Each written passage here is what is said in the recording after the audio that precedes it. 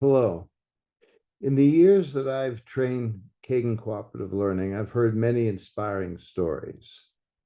More than one teacher has told me how they were looking forward to retirement, and after using the Kagan structures, they're now looking forward to the next day of teaching. But I've never been more inspired than by what was told to me by Claire Blake, a fifth grade teacher in South Africa. Claire had a student, Haley, who had been nonverbal since the age of 3. She expressed herself only in gestures, nonverbally. Claire attended a workshop by Karin Gruenwald, our franchise director in South Africa. Following the cooperative learning workshop, Claire approached Karin, what am I going to do? How is Haley going to respond in teamwork? She doesn't speak. Claire and Karin teamed up and developed some strategies. What Claire reported is, for me, simply amazing. After just a couple of weeks of using the Kagan cooperative learning structures, in Claire's words, Haley all of a sudden sparked and began to engage in the most animated, positive behavior. She had sprung to life. She unlocked. Students who had been unkind to Haley now saw her as a friend. Haley increased her communication in other classrooms as well. Her isiZulu teacher said, whatever you've done to Haley, it's amazing. Keep doing whatever you're doing because now she's conversing with her classmates and with me as well. Haley went on to learn her lines for the fifth grade production and spoke them confidently in front of a full audience. I asked Claire and Karin to sit down together and simply chat about their experience so they could share with others in a video. Okay. Hi guys, so we've got Claire here today and we are going to chat about a little girl that she had in her class last year. And little Haley had some challenges, but we did Kagan Day 1 and Kagan Day 2 as well last year. Yes. But during Kagan Day 1 you had some concerns.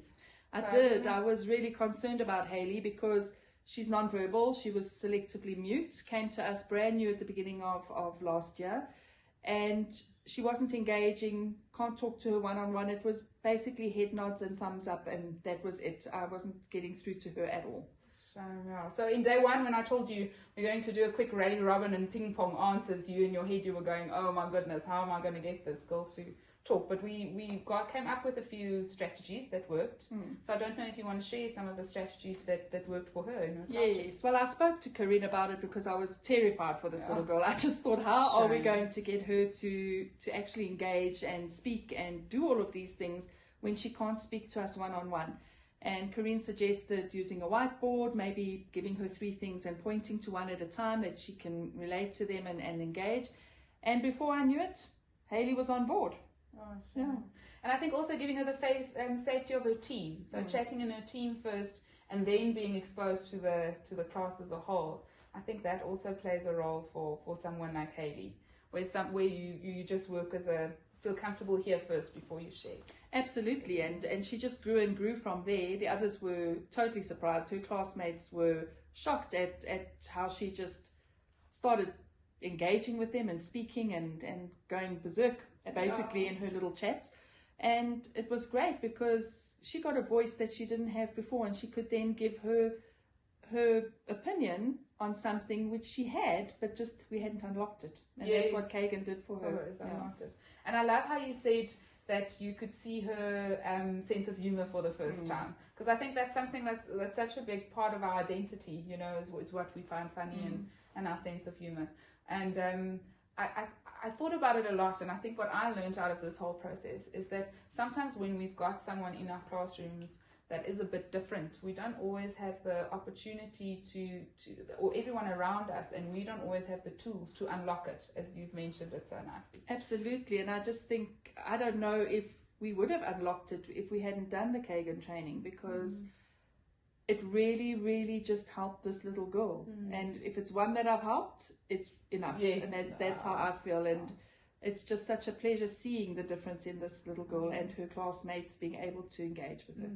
But I'm sure it's made a difference in her classmates as well. You know, it wasn't just the kids. So I think the other thing that was really special for me is seeing how the structures, if you use the structures for team building and class building, and the value in that. So not just using them for the academic content, but using them in a situation like this. Relationship building is far more important than the content. Content follows. Yes, indeed.